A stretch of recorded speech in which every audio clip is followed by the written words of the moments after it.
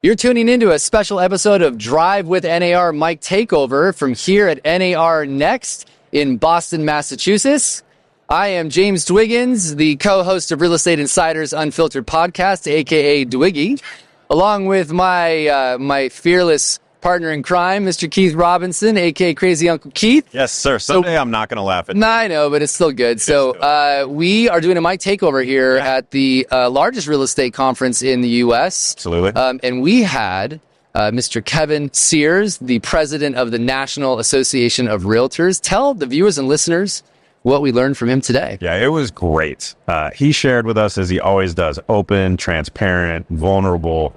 He talked about what we've been through, what he's been through, what we've been through as an industry in the last year, what he's been through, what he's learned as an agent, what he's learned as a leader, and what the future holds for 2025. And he talked about empathy. That was probably my favorite part. Yeah. You're definitely going to want to check that part out. You're going to dig it. Put it to yours, kids. Kevin, welcome to the show. You are a busy guy, so thank you for taking some time to come by here and hang out and talk to the membership. We don't have a whole lot of time with you, so I want to dive into quite a few questions. First of all, Boston, awesome city. Yeah. The energy is electric here, not only just in the hallways of the convention, but around. Tell us some of the stuff you're hearing from the membership in the hallways. What's some of the conversations going on? Yeah, no, thanks again for affording me the opportunity to be with you two again. Of course. Love being able to have the conversations. Yeah, Boston, it's great. I'm really enjoying it. I don't live too far from here, but people just assume, I'm Boston. So, it's almost my hometown, but it has been electric. Hopefully you guys have been eating well. We've got some good restaurants here. A bunch. But, what? Clam chowder. Yeah. Yes. Yeah. Yep. Clam chowder at the Parker House. That's my favorite. Okay. Somebody write that down for me. But I've been, you can listen to it tomorrow. Oh, that's right. Great point. Or today. I'm sorry about spilling the beans. No, it's all good. But what I'm hearing from the members is, as I've been seeing them walking through the halls, there's optimism, despite everything else that's been going on. And it's just a true testament to our members, to realtors across the country, how not only can and will they adapt, but they're resilient. Don't get me wrong, there's definitely some challenges out there.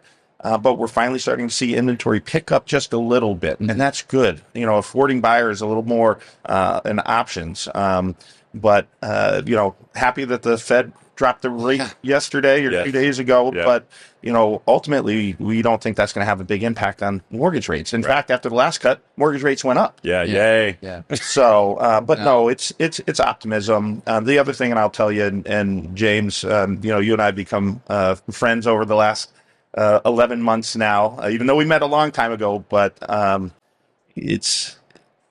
was interviewed today by a Wall Street Journal reporter, and I talked about, the first thing a lot of the members are saying to me is thank you. And so it's humbling. It's nice. Yeah. But everything that has transpired since I became president on January 8th, it's been my goal, and I feel my duty, to repair the trust that was broken.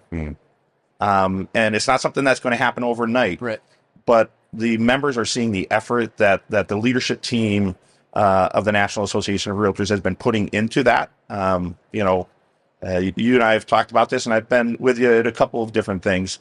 But by the end of the year, I'll have been on the road 268 days. Yeah. Sheesh. I mean, I have to give you a lot of credit. You've gone on stages in sometimes unfriendly territory. Sometimes hostile. And hostile. Right. So I actually had a nice meeting with the CEO of Inman, Emily Paquette, this morning. Yeah. And I said, listen, if I'm not afraid to take the tough questions, you know that. Yeah. But that's part of rebuilding that trust. Yeah. Right. And the fact that Brad Inman in July actually paid NAR and myself a compliment. Hey. That's a beginning. That's a beginning. And on our show, he reiterated that. He did. And, he said that, the leadership is definitely taking things in a different direction, and that you deserve credit for that. You've stepped up in a way that needed to happen, and I think the industry is incredibly appreciative of that. And it's not, as a much smaller time leader, but it's not easy going on a stage in unfriendly waters and doing that, but it's been impactful. So. Yeah, and I mean, really, aren't the waters just waters? Like, you know what I mean? Like, hey, you listen, just keeps one of the things, Keith, and I talked to you guys about this before. One of the things that I know to do before jumping or diving into the water, check the depth. Yeah. Right? Yeah. Okay. Right. Yeah, it is. It's just waters, and whether it's a puddle or an Olympic-sized swimming pool or the ocean, yeah, we're gonna do what I can to tread that water, and you know. Yeah, I've been experiencing that optimism that you mentioned too, and I think it has something to do with just the human beings who wake up every day and have no idea where their next paycheck's going to come from, and they absolutely know where their next bill is going to come from every single month.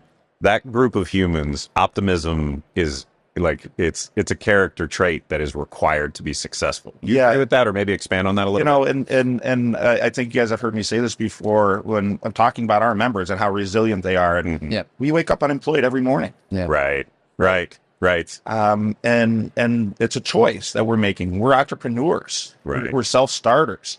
And ultimately, given the profession that we've chosen, we're the fabric of the community. And I think that anytime you go out, you go to a PTO meeting, go to a Habitat build, go to a soup kitchen, you're going to see realtors there volunteering. Yeah. Coach on the sideline, Right. And I've done all of those things, but we're part of the community. So yeah, I do believe that there is an optimism because of the entrepreneurial spirit that our members have. It's in the DNA. Yeah. So you've had an interesting year. What would you say you've learned? And it's going to be a two-part question.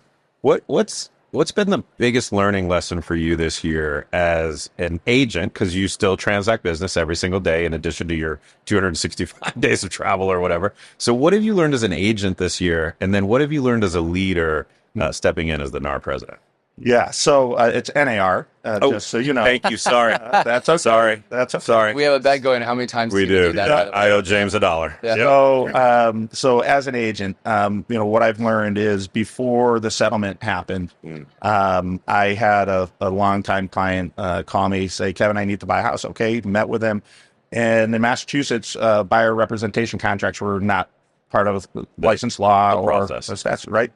And so, but just knowing that NAR for the last several years has been advocating the use of them, and then it was after the lawsuit, after the jury verdict, I sat down with my client, my friend, my high school friend, and went through a buyer contract. Yeah. And I explained, reiterated the process he'd already been through many times with me, but I explained what tasks I was going to take care of for him, how I was going to represent him, the value that I was going to add, the expertise that I was going to bring to the table.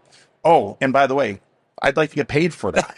Yeah, right. And so as an agent, it's like I was an old dog learning a new trick. Yeah. And so I think that's the biggest thing. It's and then it's communicating that to our 1.5 million realtor members, that having these conversations with the consumer is a good thing. Yeah. Anytime we can explain our value, it's a good thing. And I think that the members, after the shock and awe of the settlement, the practice changes going into effect on August 17th, by August 17th, I know some states did it early. sooner, that they are understanding it's now up to them to have the conversation with the consumer, the buying consumer, and say, and this is what I believe my services are worth. Yeah.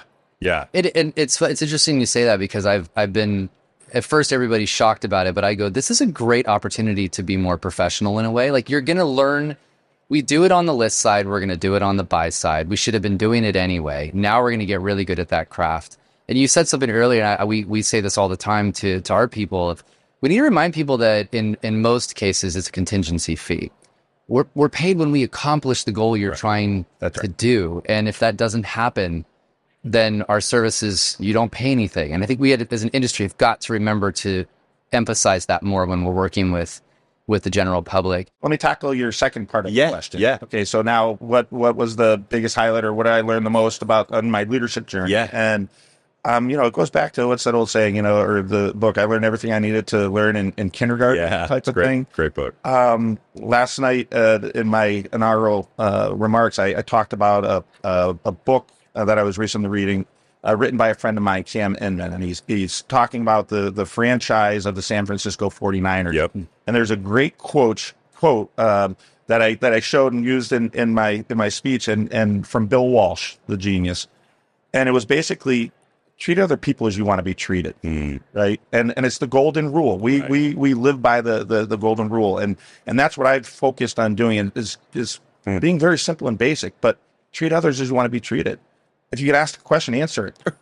Right. And don't duck and weave if you need to actually go on the offensive. And so I like that part. Keith likes the offensive I like it when part. we start punching back. Hey, let me ask, what is your this year? Obviously, it's been a difficult year, and Has it? been the right. But you've been the right guy for the job. What are you most proud of this year as an accomplishment? And then second part of the question is, what are you hopeful to see next year in 2025 as you have your second term? One of the things I was the most proud of being able to do was go to Washington, D.C. with 4 other members of the leadership team and have a conversation in person with the Department of Justice. Oh, and what's that like? And be able to to tell them how what we do is good and noble. Yeah, sure. What we do is we help people achieve that dream here in America that unfortunately is slipping through some of the hands when it shouldn't be, and getting harder. And so, that for me, it was a highlight, being able to represent our 1.5 million underrepresented members in that. And so looking to 2025, we're going to continue to have the world-class advocacy. We just had an election a few days ago, and one of the best things about the Realtor Party is that and housing issues. When I talk to our legislators about, say, flood insurance, they say, I've never seen Rising Waters knock on a door and say, are you a Democrat house? Are you a Republican house? Right. These are American issues. Yeah. And so we've been so effective on how to communicate these American issues to our legislators. And we have bipartisan support on so much of the stuff that we do, because they realize this is good for their congressional district. This is good for their constituents. This is good for America. And so 2025, we'll continue to do that. I'm going to give a shout out. I see Jessica Lautz out over there. I love being at conventions around the country, different states, and seeing Jessica or Lawrence Yoon present the economic data. The research that we have is so robust. And so what I'm looking forward to in 2025 is leaning on our advocacy shop, on our research shop, to be able to get out the good stories that we have to tell and to punch back a little bit.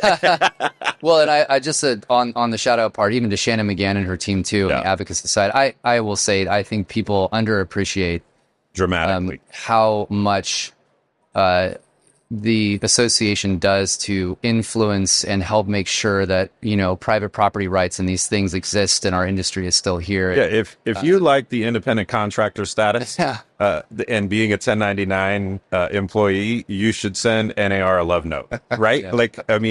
There is so much work that goes on behind the scenes that we're just, I think we're aware of it, but we aren't consciously aware. Right? The Realtor Party, as we know it, I was very fortunate in 2010, after the Citizens United case, to sit on a presidential advisory group where we developed the Realtor Party as we know it today. And so just seeing what we've been able to do in the last 14 years, 13 years going on 14, it's incredible, because, the old adage or saying, you can feed a person for one day by giving them a fish, or you can feed them for a lifetime by teaching them to fish.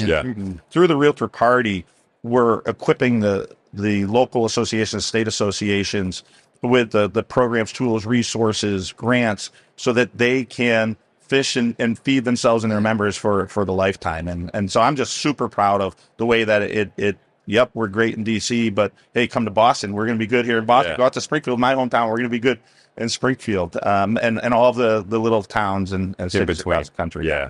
Let's get tactical for a minute and talk about the skill of and the art and the craft of representing clients. Like, what would you say to the membership about 2025, and how can they prepare, or what skills should they level up? What things in the craft of residential real estate, as something you transact and you help clients every day. So for if you're going to work with a buying consumer, empathy. Sure. Unpack that. What do you mean? It's not that's not a business type thing, but empathy, because of the struggles, the real struggles that buyers have gone through over the last few years. Unfortunately, unless we get significantly more inventory, and like I said earlier, it's up a little bit, but not where it needs to be. And over the last decade or so, we've underbuilt by 5.5 million units. And so, when's the best time to plant a tree? 20 years ago. When's the second best time to plant a tree? Today. That's right. Right. And so we can't fix it overnight, but we need to plant that tree today by crafting better, whether it's legislation, zoning, whatever it is, so that we can give builders that opportunity to put the shovel in the dirt and build. Shannon McGann and the Advocacy Scoop and to the state and local presidents was talking about how what she's hearing from the home builders is that before a shovel goes in the ground, it costs them $90,000. Yeah. We've got over 40 examples of real life things that have been done in communities that are successful to try and free up or build, more property. And let's take underutilized commercial property. Can we convert it into residential? I mean, it's there. And then the ideas are there. And then the other thing, and I'll go back to Shannon and her team's efforts in DC. It's, well, can we incentivize some long-term owners to sell? Right. And who are holding on to things because they're like, well, I don't want to pay that massive tax. Sure. Yeah. And so that's interesting. And then the other thing we talked about interest rates as well. It's, even though the interest rates they're down substantially from a year ago. Yep. We're never going to see them back. That 3-4% is gone, right? Yeah. But it's also convincing those homeowners that maybe have been in the house 5 to 10 years. Hey, you know what? Yeah, you are going to get an interest rate that's going to be a couple points higher. But think about the equity that you built up. And you know what? You can put down a bigger down payment, have a smaller loan, and maybe keep the payment. It's just it's talking with your customers, your clients, and just having those conversations and help them plan things out with empathy. With empathy. So we've got 2 minutes left. We've got 10,000 people here, but a majority of the membership is not. Give them your message for 2025. Like, what would you tell the rest of the membership about what 2025 will look like and what they need to do? Yeah, so it's something I told you a long time ago. It's trust but verify. Hold your association accountable. Make sure that we keep doing the job that you've asked us to do, and provide the guidance and the professionalism for our members. 2025, I'm optimistic. It's a personality. I'm optimistic because I know our members, and I know what they are doing on a daily basis. And, it's going to take all of us. We do have to come together. There's a lot of conversation. I'm not afraid to talk about the tough conversations, James, as you know. A lot of conversations out there. And so we just need to continue having those because ultimately through those conversations, we're going to have future successes. We are. Thank you for your leadership. Definitely. Kevin, you've done an incredible job. Thank you for being here. We know you're busy, but thanks for stopping by for the time, and I know everybody will enjoy it. Yeah, no, thank you. And keep checking the depth before you jump in, but keep jumping in that water. I'll do a gainer for you. Yeah, all right. I'll watch. Thanks again. All right. Thanks, James. Thank you. Thank you for joining us at the NAR NXT conference in Boston, Massachusetts. We have been doing the Drive with NAR podcast in association with Real Estate Insiders Unfiltered. We want to thank everybody for tuning in. We appreciate all of that. Make sure you subscribe to both podcasts. We got a lot of content coming.